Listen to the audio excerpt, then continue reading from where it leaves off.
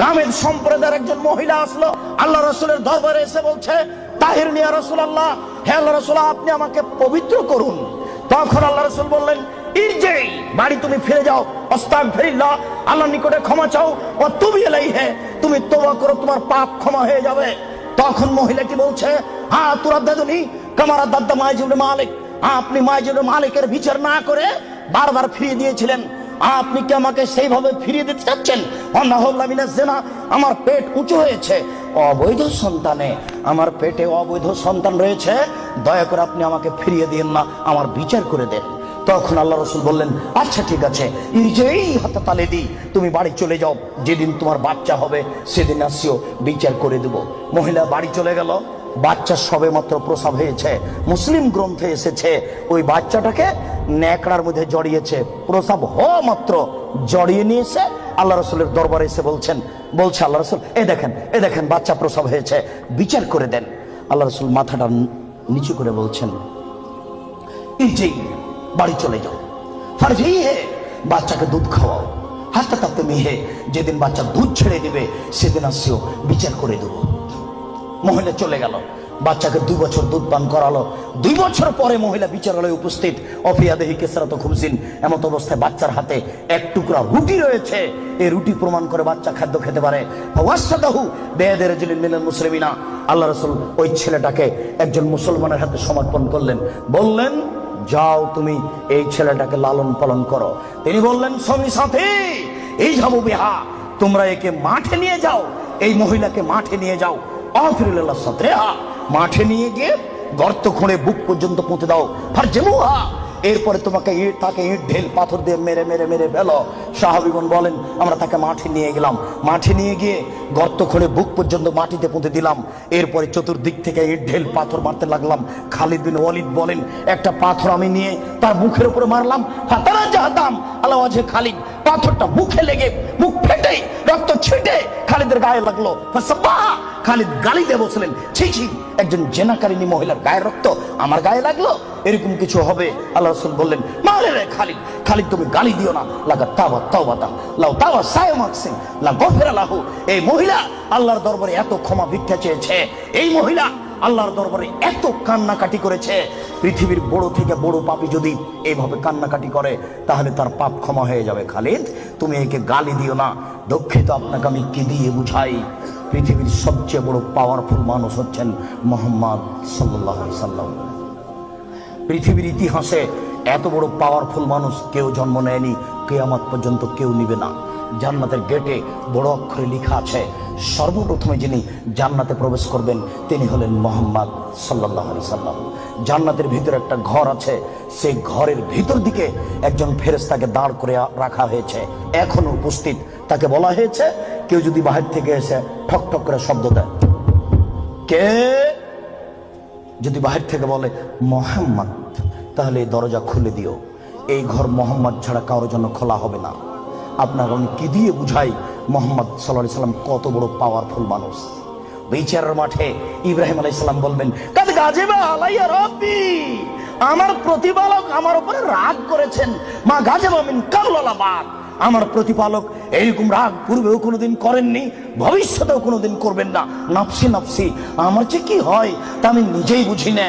এইভাবে চিল্লাচিল্লি করবেন ইব্রাহিম আলাইহিস সালাম। আপনার হুজুরের কি হবে, পীর সাহেবের, আপনাকে আমি কি দিয়ে বুঝাই? শুনুন, ওই সময়তে মুহাম্মদ সাল্লাল্লাহু আলাইহি সাল্লাম সিজদায় পড়বেন, তখন আল্লাহ বলবেন, এই ফারাসাক সালতুতা আসেতু সাফা, মুহাম্মদ মাথা উঠান, বলেন, যা বলবেন তাই মেনে নিব, যেই কথা বলবেন আমি সে কথা গ্রহণ করব। আপনি মাথা উঠান না, আপনি বলেন না আমাকে কি বলছেন, আমি আল্লাহ, আপনি যা বলবেন তাই মেনে নিব। এত বড় পাওয়ারফুল মানুষ, একটু বলতে পারলেন না, যাও যাও, তোমার বিচার হবে না, তোমার পাপ ক্ষমা হয়ে গেছে, যাও, তোমার বিচার হবে না, এই কথা তিনি বলতে পারলেন না। এত বড় পাওয়ারফুল মানুষ, তিনি খালি বললেন, খালিদ তুমি একে গালি দিও না, এত তওবা করেছে, এরকম তওবা যদি বড় থেকে বড় পাপী করে তাহলে তার পাপকে ক্ষমা করা হবে খালিদ, তার মানে এর পাপ ক্ষমা হয়ে গেছে। তাই তো তিনি জানাজা করলেন, তাই তো তিনি কাফন দাফন করলেন, কিন্তু তিনি তাকে বলতে পারলেন না, যাও যাও, তোমার বিচার হবে না, তোমার পাপ ক্ষমা হয়ে গেছে। পৃথিবীর সবচেয়ে বড় পাওয়ারফুল মানুষ এ কথা বলতে পারলেন না। তার মানে বিবাহ করার পরে জেনায় লিপ্ত হলে তার দুনিয়াতে বেঁচে থাকার কোনো সুযোগ নেই। আমি আপনাকে কি দিয়ে বুঝাই শরীয়ত কি জিনিস? বিবাহ করার পরে জেনায় লিপ্ত হলে তার বেঁচে থাকার কোনো সুযোগ নেই। আব্দুর রাজ্জাক সাহেব, কথা বুঝেছি, একটু দয়া করে কোনো পথঘাট বলেন। জি, পথঘাট আছে, চিন্তা করবেন না, নিরাশার কিছু নেই। শুনুন, নিরাশার কিছু নেই। এই পাপ কার সাথে জড়িত? আল্লাহর সাথে জড়িত। আল্লাহ নবী বলেছেন, কেউ যদি জেনে শুনে 1 টাকা সুদ খায়, 36 বার জেনা করে যত পাপ হবে, 1 টাকা সুদ খেলে তার চেয়ে বেশি পাপ হবে। তিনি বলেছেন, সুদের পাপের 70টি ভাগ রয়েছে। ছোট ভাগ হলো মার সাথে জেনা করলে যেমন পাপ হয়। সুদ যত বড়ই পাপ হোক না কেন, সুদের পাপ কার সাথে জড়িত? আল্লাহর সাথে জড়িত। জেনার পাপ কার সাথে জড়িত? আল্লাহর সাথে জড়িত। যুবক, তুমি নিরাশা হবে না, নিরাশার কিছু নেই। শোনো, ওই মোড়ে উঠে এইখানে রিক্সা থেকে নেমে রিক্সাওয়ালাকে বলছো, রিক্সাওয়ালা কয় টাকা ভাড়া রে? 40 টাকা। বেটা 20 টাকা ভাড়া, 40 টাকা চাও। 1 থাপ্পড় দিয়ে 20 টাকা দিয়ে বিদায় করে দিলে। এখন এই পাপ তওবা করে ক্ষমা হবে না, মরা পর্যন্ত কাঁদলেও হবে না। এটা খুবই জটিল। জেনার পাপের চেয়ে রিক্সাওয়ালাকে একটা থাপ্পড় মারা কত যে কঠিন, আপনাকে আমি কি দিয়ে বুঝাই? এই ছেলে, তোমার বাপ দলীয় দাপটে জমি দখল করেছে, দিন রাত যদি তোমার বাপ তাহাজ্জুদ পড়া হবে না। শফিকুল ইসলাম জাগরণী বলেছেন, লাভ হবে না কবর পাকা করে দিয়েছেন, বাপের কবর যদি স্বর্ণ দিয়ে বানান কোনো লাভ হবে না। নজরুল ইসলাম বলেছেন, মসজিদের পাশে কবর দিও ভাই। মসজিদের পাশে কেন, আপনার বাপের কবর যদি কাবা ঘরের নিচে ঢুকিয়ে দেন 1 পয়সা লাভ হবে না। রিক্সাওয়ালাকে থাপ্পড় মেরেছেন, ক্ষমার পৃথিবীতে কোনো সুযোগ নেই। রিক্সাওয়ালাকে খুঁজে বের করতে হবে, খুঁজে বের করে হাত ধরে বলতে হবে, ও রিক্সাওয়ালা, আমি বুঝতে পারিনি গো, তোমাকে 1 থাপ্পড় মারা আমার ভুল হয়েছে, তুমি আমাকে মাফ করো। এই কথা বলার পূর্ব পর্যন্ত পৃথিবীতে কোথাও ক্ষমা নেই। এরা মানুষের সাথে জড়িত পাপ। এই ছেলে, তুমি দিন রাত গরু জবাই করো আর কসাই গোস্ত বিক্রি করো, কোটি টাকা ইনকাম করো, তাতে আসে যায় না। কোটি টাকা ইনকাম করো, তাতে আসে যায় না। প্রত্যেক দাঁড়িতে 50 করে গোস্ত কম দিয়েছ, এখন ক্ষমা নেও দেখি। কিয়ামত পর্যন্ত তওবা করলে এই পাপ ক্ষমা হবে না। জেনা যত বড়ই পাপ হোক না কেন, গোস্ত ঠগিয়ে বিক্রি করার চেয়ে ছোট, গোস্ত ঠগিয়ে বিক্রি করার চেয়ে অনেক বেশি বড় পাপ। এই ছেলে, তুমি তো শহরে প্রতারণা দিয়ে ব্যবসা করছো, এটা দাম কত? 1500। তুমি জানো যে এর দাম 300। আচ্ছা 300, তুমি 500 চাও। চলন্ত বাজার যদি এর 2000 টাকা হয় তবু জায়েজ। তুমি জেনে শুনে বললে 1500 টাকা, তার মানে তুমি প্রতারণা দিয়েছ। একদিনে যদি কোটি টাকা ইনকাম হয় তবু তোমাকে একদিন ভিক্ষুক হতেই হবে। তুমি এইভাবে ব্যবসা কোনোদিন সফলতা অর্জন করতে পারবে না। শোনো, ডবল দাম নেওয়া যায়, প্রমাণ 10 গুণ দাম নেওয়া যায় যদি চলন্ত বাজার সেটা হয়। প্রমাণ, আল্লাহ রাসূল বলেন, আনাস, এই যে 1 টাকা নাও, ছাগল কিনে নিয়ে আসো। আনাস বাজারে গিয়ে 1 টাকা দিয়ে ছাগল কিনে আরেক জায়গাতে 2 টাকায় বিক্রি করেছে। 2 টাকা দিয়ে বিক্রি করে আবার 1 টাকা দিয়ে একটা ছাগল কিনেছেন আর 1 টাকা নিয়ে চলে এসেছেন। আল্লাহ রাসূল, এনেন একটা ছাগল আর 1 টাকা। আনাস, কি ব্যাপার? তোমাকে যে আমি টাকা দিয়েছি একটা ছাগল কেনার জন্য, তো টাকাও দিচ্ছ, ছাগলও যে দিচ্ছ।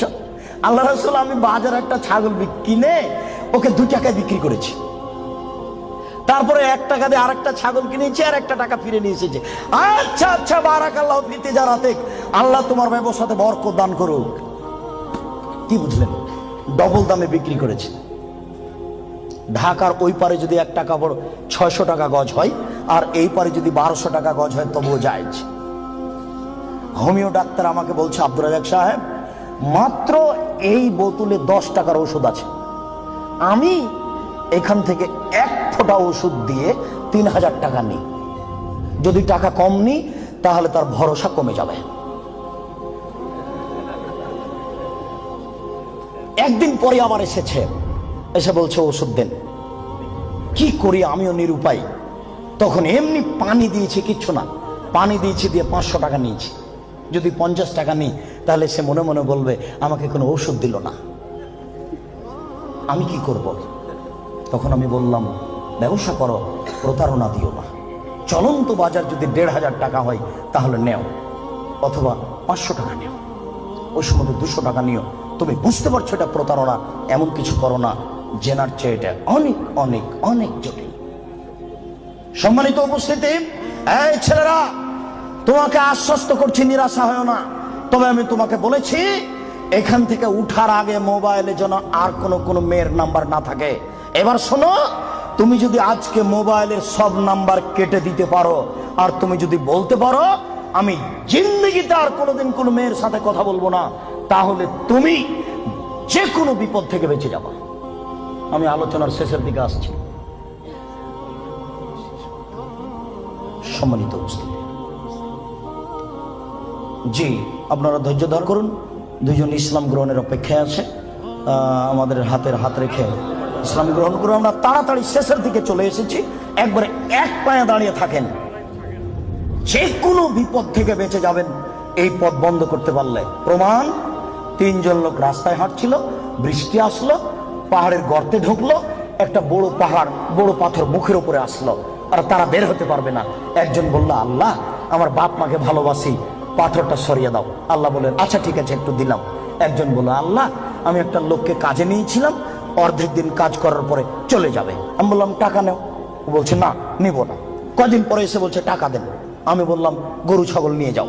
আমাকে বলছে মজাক করবেন না, একদিনের টাকা দেন। আর আমি বললাম মজাক করিনি, তুমি গরু ছাগল নিয়ে যাও না। সব নিয়ে চলে গেল। আমি যদি তোমাকে সন্তুষ্ট করার জন্য এই কাজ করে থাকি, পাথরটা সরিয়ে দাও। আল্লাহ বললেন আচ্ছা ঠিক আছে, আমি সরিয়ে দিলাম। 3 জনের তৃতীয় জন বলছে আল্লাহর নবী, আমার একজন চাচাতো বোন ছিল, আমি তাকে জীবন বাজি রেখে ভালোবাসতাম, আমি তার সাথে জেনা করতে চাইলাম, ফাবাত, সে নাকচ করে দিল। আমাকে বলল এই তুই যদি 100টা স্বর্ণের টাকা আমাকে দিতে পারিস আমি রাজি। আমার ভেবেছিল আমি গরিব মানুষ, 100 টাকা সংগ্রহ করতে পারবো না। হাড় ভাঙা পরিশ্রম করে 100 টাকা নিয়ে উপস্থিত আমার বোনের হাতে দিলাম। আমি তার 2 পায়ের মাঝে বসলাম, আমি জেনা করব। তখন আমার বোন বলছে আব্দুল্লাহ, হে আল্লাহর বান্দা, ইত্তাকিল্লাহ, আল্লাহকে ভয় করে ওরা তাত্তাহিল খাতামা, তুই আমাকে অসতী প্রমাণ করিস না। এ আল্লাহর বান্দা, তুই আল্লাহকে ভয় করে আমাকে অসতী করিস না। ফাকুম দানাহা, আমি ওখান থেকে উঠে গেছি, তোমার ভয়ে পাথর সরিয়ে দাও। আল্লাহ বলেন আচ্ছা ঠিক আছে, আমি পাথর সরিয়ে দিলাম। এ দেখো, বিপদ থেকে বেঁচে গেল জেনা বন্ধ করার কারণে। আমি না বুঝাতে পারলাম না, বুখারী মুসলিমের হাদিস।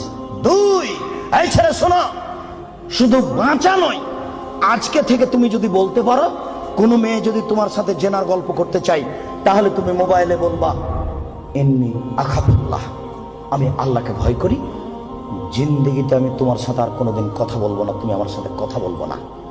এই কথা যদি তুমি বলতে পারো, বিচারের মাঠে তুমি বিশেষ ছায়াতলে 7 শ্রেণীর মানুষ থাকবে, তার মধ্যে তুমি একজন। বুখারী মুসলিম। আমি কি বুঝাতে পেরেছি? তার মধ্যে তুমি একজন। 3, এবার তোমাকে ছেড়ে চলে আসলাম তোমার বোন আর তোমার মায়ের কাছে। রাসূল সাল্লাল্লাহু আলাইহি ওয়াসাল্লাম বলেছেন, কেউ যদি 4টি কাজ করতে পারে, কোন নারী যদি 4টি কাজ করতে পারে, জান্নাতের যে কোনো দরজাতে ঢুকতে পাবে। 1, 5 ওয়াক্ত নামাজ পড়বে। 2, রমজান মাসের রোজা থাকবে। 3, স্বামীকে মেনে চলবে।